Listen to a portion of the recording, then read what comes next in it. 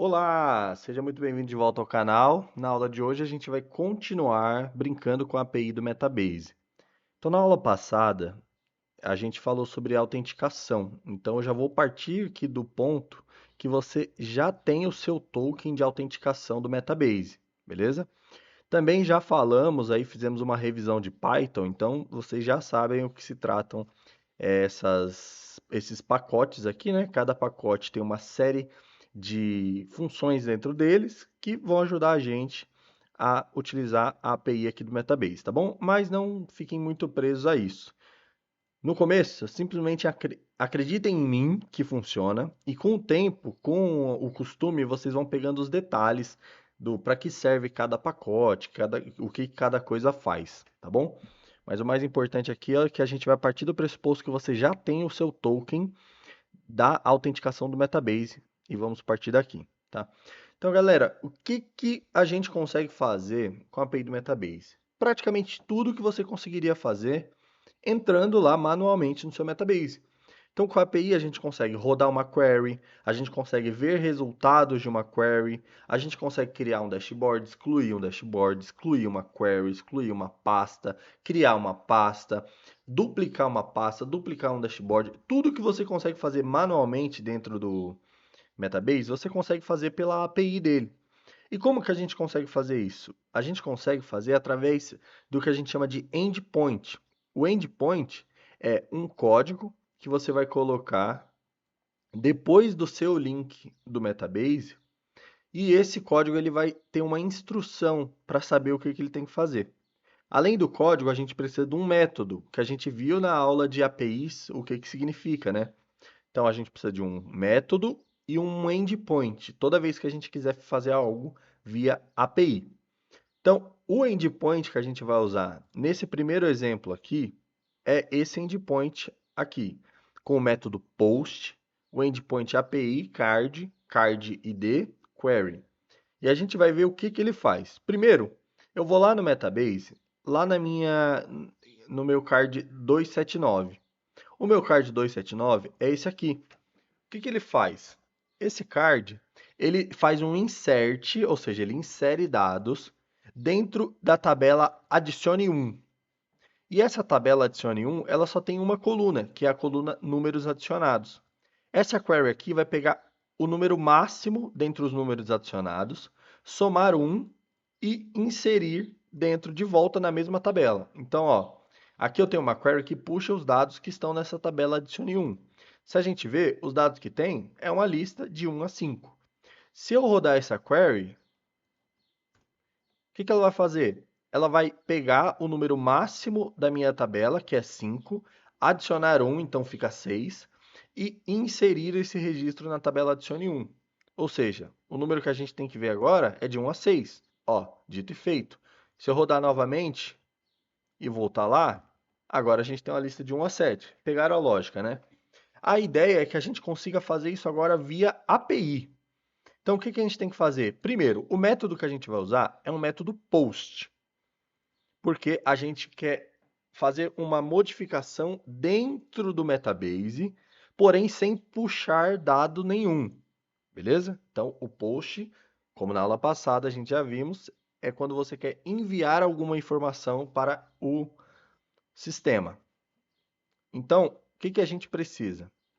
Primeiro, a nossa URL base, que é a URL do seu ambiente Metabase. O meu ambiente é esse, consciência.metabaseapp.com. Outra coisa que a gente vai precisar, o número do card, 279 aqui no meu caso, né? Porque esse cara que adiciona na tabela adicione 1, ele está salvo no card 279. Depois a gente precisa do endpoint. O endpoint, ele é composto da URL base mais aquele finalzinho que a gente viu lá na documentação. API, card, o número do card, barra query. Então, se vocês virem aqui, é exatamente isso. API, card, o número do card, que já está salvo nessa variável, e query. Beleza. O que mais que a gente precisa? Quando a gente for fazer essa requisição post, que a gente faz utilizando a biblioteca requests, né? Então, voltando aqui, ó, a gente importou requests.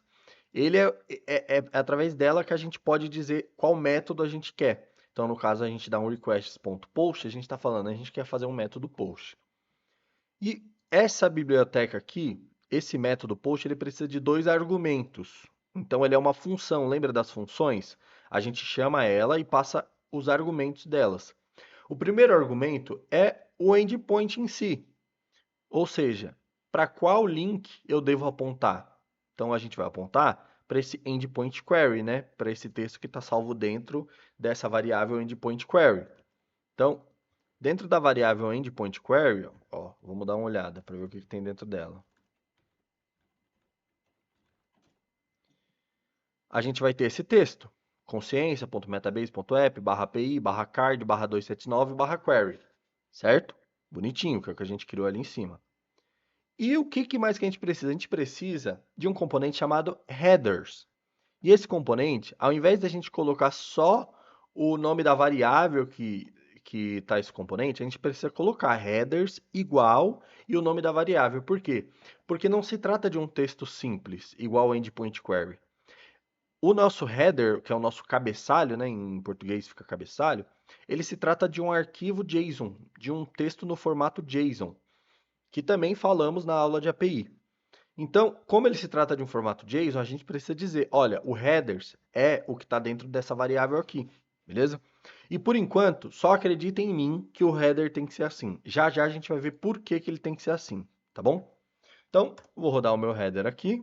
E agora, galera, ó, percebam, aqui está a lista de 1 a 7. Quando eu fizer a minha requisição, vou rodar. Fiz a minha requisição, deu tudo certo. Códigos de devolução de API, a gente também viu na aula sobre APIs. Então, veja lá o que significa o código 202 ou pesquisa aí no Google. Mas, geralmente significa deu tudo certo e não trouxemos nenhum dado. É isso que significa esse código de maneira geral. Se deu tudo certo, quando a gente vier aqui na query para checar a tabela e rodar, olha só, a gente esperava ver o número 8 e realmente a gente viu. Se a gente rodar novamente, a gente espera ver agora uma lista do 1 ao 9. Então, quer dizer que a nossa requisição via API deu tudo certo, tá? Aí você fala, ah, Gabriel, deu tudo certo porque você sabia exatamente o que colocar em cada coisa, né? Eu que não sabia, faço como? Bom, primeiro, a gente tem que sempre andar com a documentação embaixo do braço. Então, a gente vai sempre procurar o que a gente quer fazer e achar qual é o endpoint que faz isso para a gente, beleza? Então, já checamos aqui pelo endpoint que tinha como descobrir para onde enviar através do endpoint. Aí, beleza. Aí a documentação ajuda. Mas e nessa parte do cabeçalho, né? Essa parte do header? A documentação não fala nada sobre isso. Onde que a gente pode descobrir o que a gente tem que fazer? Bom, a gente vai lá no nosso card 279, que é o card que faz a mesma coisa que a nossa API, né? Porque a API, ela tá batendo no card e rodando ele, tá? Então, na hora que a gente faz isso aqui, ó, na hora que a gente roda esse post na API, está um pouco lento, talvez pelo número de requisições que a gente está fazendo em sequência em cima do mesmo token. Mas eventualmente vai rodar. Na verdade, o problema aqui, galera, é que o nosso cluster, que é a unidade que processa o nosso código Python aqui dentro do Google Colab, ele desconectou. Isso é normal, porque esse cluster ele é fornecido gratuitamente pelo Google Colab. Então, ele pode desconectar por várias razões. Ó, eu tô vendo aqui que a razão foi mais boba do que eu imaginava. O meu Wi-Fi caiu. Só isso. Então, vou reconectar o meu Wi-Fi, vou aguardar o cluster reconectar e aí a gente volta a bater na API. Perfeito, cluster reconectado, rodou aqui o meu código. Então, quando eu rodar aqui, olha só, rodou as duas vezes, 10 e 11. Perfeito. Aí, voltando aqui ao papo, né? Pô, mas e como é que eu descubro o que eu tenho que pôr no cabeçalho? A gente vai voltar lá na query que a gente está rodando, né? A gente vai voltar lá na query que a gente está rodando, porque quando eu rodo esse endpoint aqui, quando eu rodo esse request, é a mesma coisa que eu clicar nesse botão do card 279. Então, quando eu clico no botão do card 279, ele adiciona um na lista.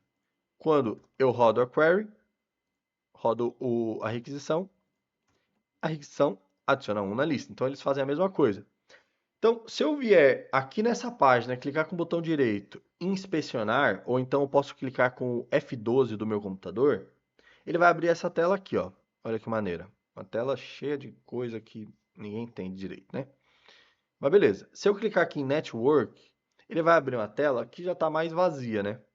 E olha que maneiro. Agora eu vou clicar aqui no lado esquerdo, né? Clicando aqui no lado esquerdo, eu vou clicar Ctrl Enter, que é aquele código, é aquele atalho para rodar a query, né? E perceba que quando eu clico Ctrl Enter, ele vai rodar a query, o que significa que vai aparecer mais um carinha aqui. Porém, apareceu uma coisa aqui também nova, né? Agora, quando eu clico com o botão esquerdo aqui, em cima desse query que apareceu, olha que legal, ele me mostra informações da minha requisição para o Metabase. Então, a gente está vendo que quando a gente clica aqui no botão, o que a gente faz é uma requisição de API também, só que ela está escondida por trás da interface de usuário. Porque perceba, o link é exatamente igual o link que a gente roda lá, né? Quando a gente dá uma olhada no nosso endpoint, a gente viu que o link, ó, é a mesma coisa. O método é post, o mesmo que o nosso. O status, 202, a mesma coisa que o nosso. Então, isso quer dizer que tem informações aqui, informações valiosas aqui, que podem ajudar a gente a entender por que existe esse cabeçalho, né? Então, a gente vai clicando aqui, né, nas outras abas para tentar entender o que está rolando. Inclusive, eu até recomendo você pegar um tempo e tentar relacionar o que está acontecendo na sua tela com o que está aqui. Mas rolando aqui para baixo, ó, a gente acha aqui, ó, Content Type Application JSON. E aí tem mais umas coisinhas aqui. Mas o que importa é esse Application JSON. Porque se a gente olhar lá no nosso cabeçalho, olha só, o que a gente põe? Content Type Application JSON. Ou seja, já sabemos da onde saiu o primeiro componente do nosso cabeçalho. E o segundo componente é justamente a seção do Metabase que eu estou logado, ou seja, o token de autenticação. O token de autenticação vai me permitir falar para o Metabase, ó, eu tenho permissão para rodar esse endpoint aqui, beleza? Não me bloqueie, eu tenho permissão, eu tenho um token válido, beleza? E você acessa esse token válido indo no lugar que a gente foi lá na primeira aula, na aula sobre autenticação, beleza? Eu não vou entrar no mesmo lugar, porque eu, de propósito, não quero mostrar o token que eu utilizei para entrar aqui, beleza? Por razões de segurança. Mas vocês já sabem da onde que sai esse Metabase Session Token, show? Então, justificamos o endpoint, justificamos o cabeçalho. Agora a gente vai ver algo um pouquinho diferente. Vou fechar esse cara aqui. Vou fechar esse cara aqui. A gente vai ver como rodar uma query lá dentro do Metabase e pedir para trazer os resultados. Porque vamos supor que você tem uma query, aqui eu tenho uma query bem simples que tem duas colunas, uma coluna ID e uma coluna agregação, tá? É uma query que puxa tudo de uma tabela. Bem simples, é uma query bem nada a ver. O ID dessa query é 197, só que eu não quero só rodar essa query, porque ó, ela não faz nada, ela só mostra os dados. Não é uma query que tem uma ação igual à query anterior. Ela tem só os dados para mostrar, beleza? Porém, eu gostaria de ver esses dados. Eu queria rodar e ver esses dados aqui. Como é que eu faço? Ora, a única coisa que vai mudar é que antes a gente só precisava da URL base e do número do card. Agora a gente precisa também do formato de exportação, porque a gente vai falar para o Metabase, olha, eu quero rodar uma query aí dentro, ou seja, ainda é um método post, porém depois que rodar essa query, eu gostaria de exportá-la no formato JSON. Tudo bem? Aí o Metabase vai falar, tudo bem, tá tudo certo. E onde que a gente passa esse formato de exportação? A gente passa aqui no final do nosso endpoint. Então, o endpoint acabava em query. Porém, se eu quiser exportar, olha só, tem um novo endpoint, que é um endpoint igualzinho, só que no final eu falo qual que é o formato de exportação. No caso, a gente vai usar um formato JSON, porque a gente consegue manipular esse formato JSON com a biblioteca JSON, beleza? Então, tudo igual. O que muda é que no final você vai precisar fornecer um formato de exportação.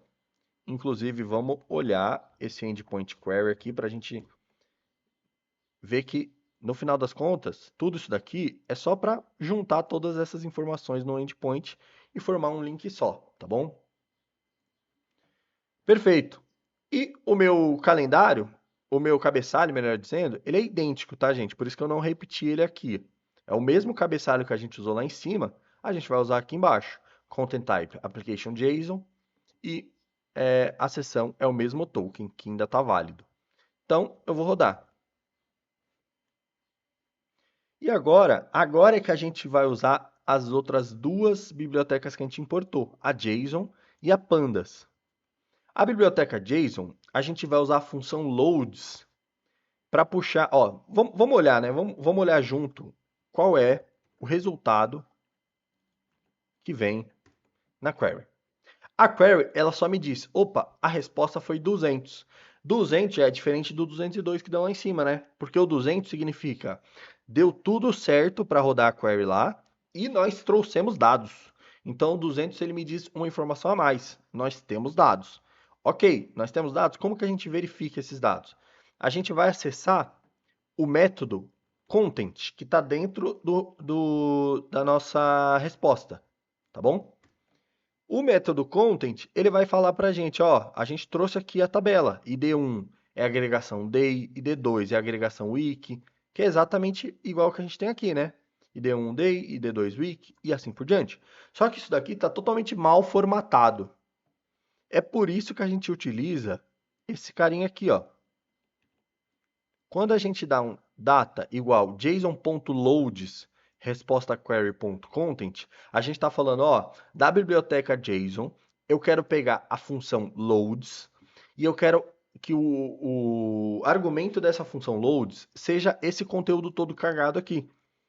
E o que, que essa biblioteca vai fazer? Esse loads vai transformar esse conteúdo todo carregado num conteúdo formatadinho, né? Bonito de se ver. Então, já é um conteúdo em JSON organizado, não é mais em uma linha só igual a gente via antes. E isso é fundamental para a gente poder utilizar a próxima, vou até apagar aqui, né? Já rodamos. A próxima biblioteca, que é a biblioteca Pandas. E perceba que, diferente das outras, a gente está importando essa biblioteca Pandas e aqui a gente já dá um apelido para ela. A gente chama ela de PD. O que significa? Significa que ao invés de eu usar pandas para chamar as funções dessa biblioteca, eu vou usar só PD. Mas eu poderia usar pandas aqui normalmente, tá? Eu poderia importar só o pandas e usar pandas ao invés de PD. Porém, vocês vão ver que é um padrão da indústria de dados importar pandas como PD. É simplesmente uma convenção. Você não precisa, não é obrigatório. É só uma convenção que vocês vão ver em todo lugar.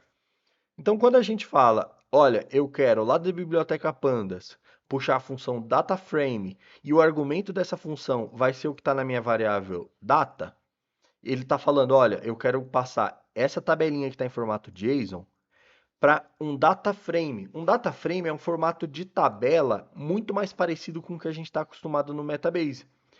E esse display significa apenas mostre, tá? Então, vou até separar em duas células diferentes. Primeiro, a gente vai criar o dataFrame, que a gente pode chamar de qualquer coisa, tá? Eu posso até chamar de, ó, tabelinha Metabase.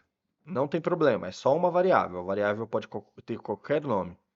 Em seguida, eu vou pedir para dar um display na tabelinha Metabase. Ah, Gabriel, por que display? Por que não print, como a gente está fazendo sempre? Olha, eu posso mandar dar um print, só que ele vai ficar assim. Ele vai ficar um formato tabelar feio. Quando eu peço para ele dar um display, ele formata isso como se fosse uma tabela de fato. E ele me mostra nesse formato tabelar. Então, olha que legal. A gente rodou uma query dentro do Metabase que adiciona dados em uma tabela usando a API. E a gente descobriu da onde que sai cada coisa, da onde que sai o endpoint, da onde que sai o cabeçalho. E a gente também rodou uma query dentro do Metabase e extraiu os dados para utilizar aqui dentro do nosso código. Então a gente pode fazer o que a gente quiser com esses dados agora, tá? A partir daqui a imaginação é o limite. E novamente, para não perder o costume, vamos entrar lá no F12, lá no inspecionar. Vamos entrar aqui em Network, né? E vamos rodar a query para ela aparecer aqui.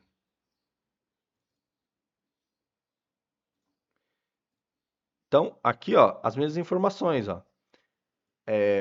O endpoint, o método, o content type está aqui também, tudo bonitinho.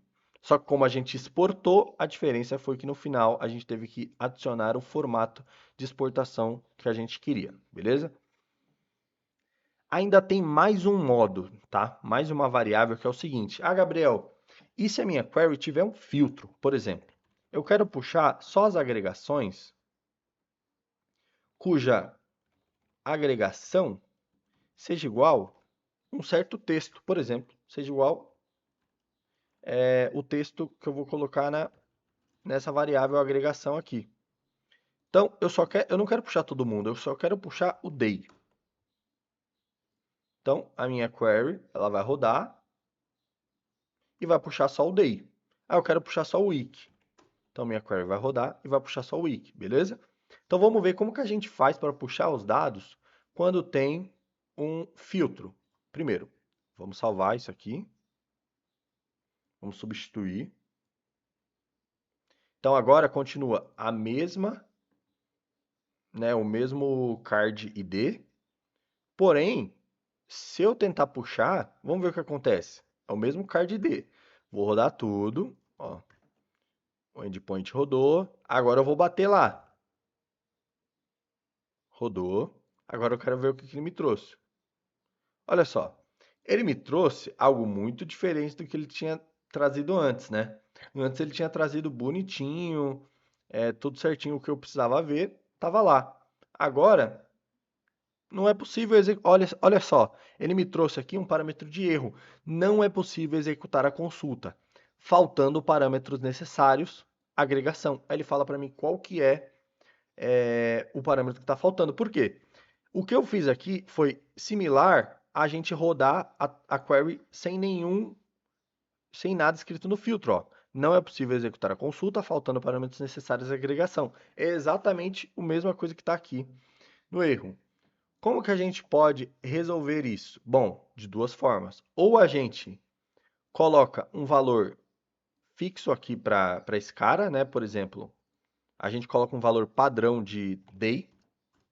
Então, se eu não digitar nada, ele vai interpretar como se eu tivesse digitado day, porque agora tem um valor padrão.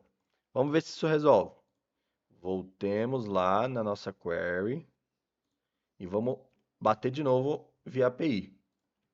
Agora vamos puxar os dados. Olha só, resolveu. Então, a gente consegue agora mostrar só o dia.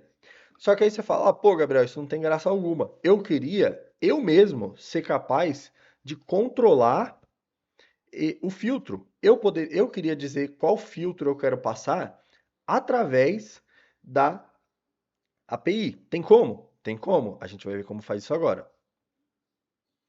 Galera, o que muda para a gente ter a capacidade de passar os parâmetros dos filtros na API é que aqui, ó, no nosso post, quando a gente enviar a solicitação, a gente tem que enviar com um componente a mais. Vai ter um argumento a mais, que é o argumento JSON.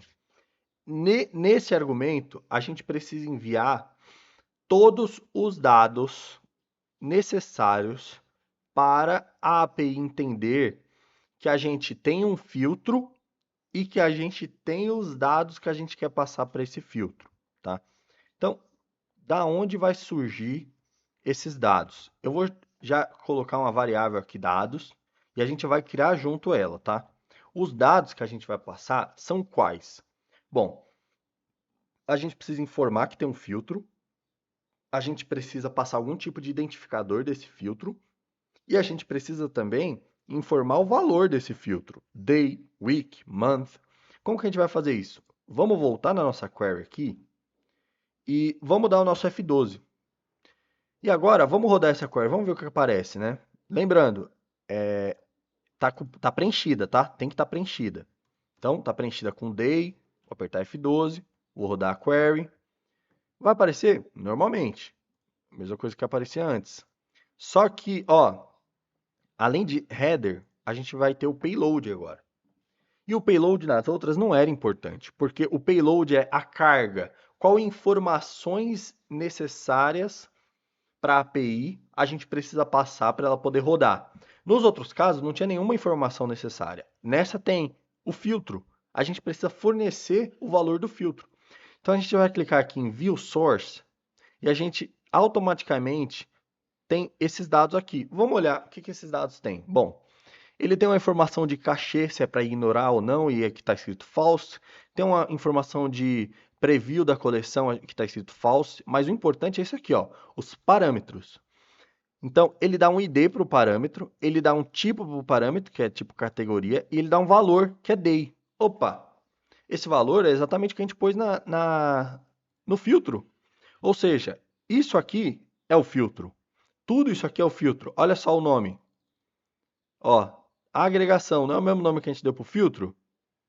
Exatamente. Então, a gente vai copiar tudo isso e a gente vai colar dentro da nossa variável dados.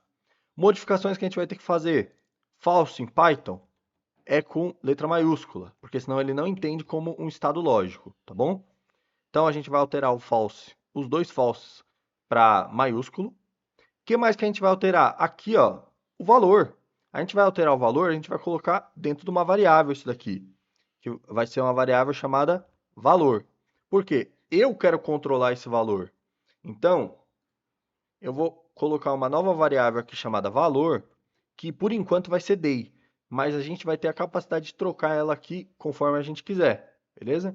Então, vamos rodar essa célula. Vamos rodar essa célula também. Ah, tem uma diferença aqui, né? Não, na verdade, vamos rodar tudo. Depois a gente passa. Se der erro. Então, rodamos aqui os dados. Agora a gente vai inserir esses dados na nossa requisição e fazer a requisição. Show. Agora vamos visualizar o que a gente teve de volta. Olha só, day e a tabelinha day. Show. Agora vamos alterar para week. Week. Aí a gente coloca aqui normal. Agora, quando a gente passar os dados, ele vai levar o valor week. Quando a gente fizer a requisição, ele vai passar todos os parâmetros bonitinho. Só que aqui ele continua trazendo o day. Então, alguma coisa não funcionou. Vamos entender por quê. O que acontece aqui, galera, é que quando a gente está fazendo uma requisição com filtro, a gente não passa o formato de exportação. Então, aqui começa a entrar uns detalhes que quem tem experiência com a API do Metabase sabe, porém é difícil você encontrar essas informações, por exemplo, na própria documentação, tá? Então, assim, pode até estar aqui, mas não está fácil de achar. Então, o que que a gente vai fazer? A gente vai, primeiro, se livrar do formato de exportação e vamos rodar tudo de novo. Então, vamos rodar valor aqui, wiki, vamos rodar o endpoint, vamos rodar os nossos dados, que são os dados que a gente copiou lá do payload, né? E vamos rodar isso aqui e vamos ver agora o que que veio na resposta da nossa API. Olha só. Puxa vida, veio um monte de coisa. Será que deu erro? Vamos procurar lá o erro, né? Porque o erro veio da outra vez, então ele deve estar aqui. Ó, não deu erro, galera, não deu erro algum. Perceba que não tem um índice de erro para mostrar qual erro que foi, porque não teve erro nenhum. Então, o que acontece aqui é que quando a gente faz uma requisição com filtro, a resposta que a gente quer não está só dentro do content. Perceba que quando a gente dá ponto .content, o que a gente está fazendo? A gente está pegando a resposta, que é um arquivo JSON, e a gente está entrando dentro do índice content. Agora, a gente vai ter que entrar dentro de duas chaves, que primeiro é a chave data e depois a chave rows. Percebe que aqui dentro está a resposta que a gente quer? O ID 2 e o valor week, né? Então, a resposta que a gente quer, quando a gente coloca week aqui em cima, é 2 e week. Então, a gente está com os dados aqui, só que eles estão presos dentro dessas duas chaves. Como que a gente faz para acessar? Para acessar, a gente vai pegar esse arquivo data, né? Que é esse cara aqui, e a gente vai ter que entrar literalmente dentro aqui de data e dentro de rows. Então é assim que você navega num arquivo JSON. Ó, eu vou entrar primeiro só em data para vocês verem onde que a gente vai parar. Ó, sumiu, metade do documento sumiu, porque agora a gente está dentro daquela chave data. Então só vai aparecer para a gente o que tiver aqui, ó, dentro dessa chave data. Então vai aparecer o rows, vai aparecer o call, source, field, etc. Mas quando esse bracket fechar, então, ó, vamos ver onde ele fecha, ó. Abre um segundo aqui, aí abre um terceiro, aí abre um quarto, fecha um, então tem três abertos, fecha mais um, aí abre mais um, enfim. Se a gente for seguindo, a gente vai ver que ele acaba exatamente aqui. Então agora a gente está dentro do data. Só que a gente precisa entrar mais um, que é o rows. Então, vamos lá, entrar mais um, rows. E finalmente a gente consegue acesso aos dados. Só tem um problema. Esses dados, eles vieram crus, eles não vieram com o nome da coluna bonitinho igual veio antes, né? Então a gente consegue transformar ele em data frame e consegue exibir esse data frame. Só que qual a diferença? Não tem o nome da coluna. Ele dá nomes aleatórios, ele dá nomes automáticos. Na verdade, não é nem nomes, né? São números. Ele substitui então o nome das colunas que não existem por números. Então, essa é a desvantagem da gente rodar a API para puxar os dados enquanto filtrados, né? Existe uma forma da gente dar um jeito nisso? Existe.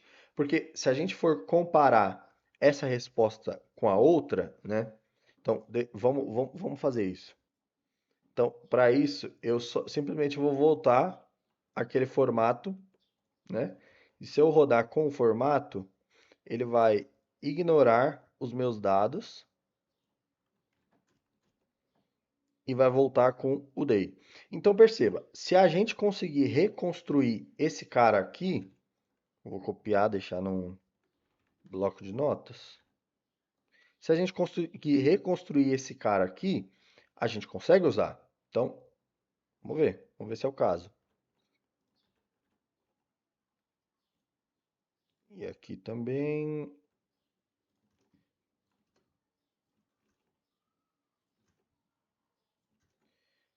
Por quê?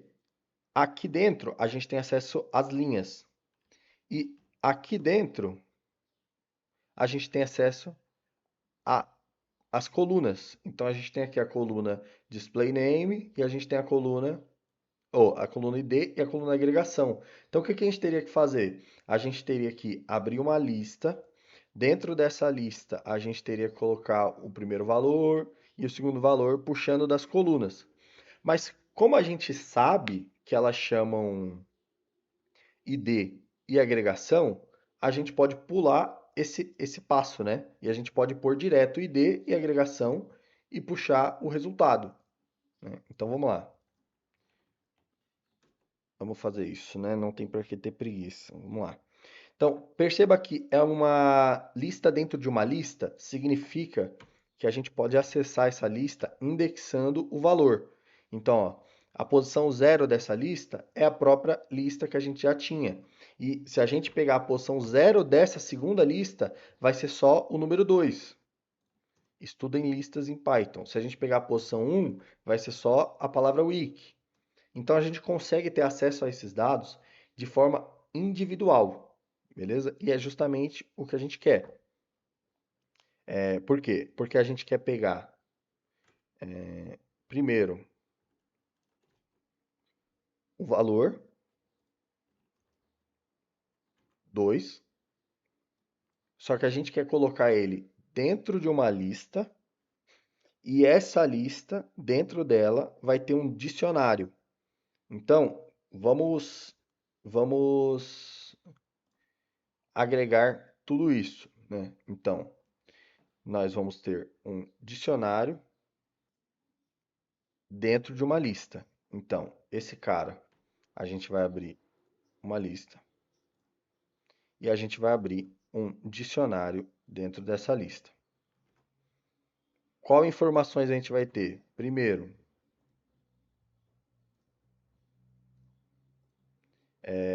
o ID, então a primeira chave chama-se ID, e o primeiro valor é esse cara que já está aqui, né? Que vai ser o 2.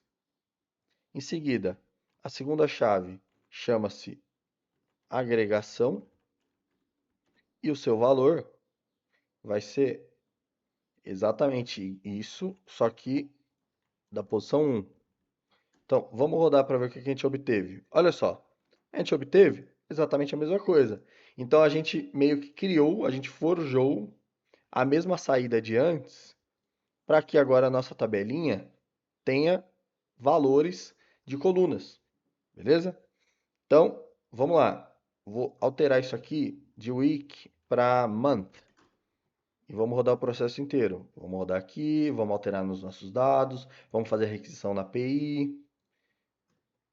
E voilà, month. Muito legal, né? Interessantíssimo. Então, galera, por hoje é isso. A aula ficou longa, mas eu queria passar por todos os métodos aqui, né, de fazer uma requisição na API. Então, só recapitulando, partimos do pressuposto que já temos um token, viemos da aula de autenticação com esse token na mão. Nós vimos como adicionar dados em uma tabela via API, ou seja, rodando uma query lá no Metabase, porém sem trazer os dados. Vimos como rodar uma query no Metabase e trazer os dados. E por último, vimos como fazer isso, porém com um filtro na nossa query, beleza? Essa parte foi de última hora, eu confesso que eu não tinha pensado essa última parte aqui para a aula de hoje, tanto que foi meio atrapalhado, mas saiu. Então, espero que tenha ajudado vocês, espero que tenham gostado. E a partir da próxima aula, a gente vai começar a construir um produto, a gente vai começar a construir o nosso próprio aplicativo utilizando esses conhecimentos de API do Metabase, beleza? Não vou dar spoiler, mas fiquem ligados que na próxima aula tem coisa boa. Valeu!